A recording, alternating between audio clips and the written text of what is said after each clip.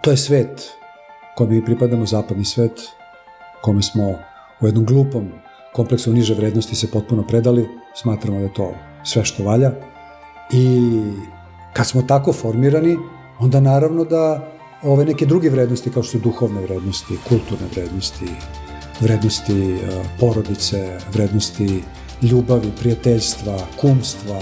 rodovske zajednice, rodovske vezanosti, to gubi svaki smisao. Znači, jedini smisao, jedina vrednost, jedina vrlina, imati para. A preko para onda imaš dobar džip, imaš bogatu kuću, imaš zlatni lanac koji se vidi, imaš, ne znam, ženu koja je obučena u najbogatije Diorove, ne znam, kakve toalete i tako dalje. A kad to izgubiš, onda ljudi vrlo često ili idu kod psihijatra, a u najgorem slučaju izvršavaju samoubistvo,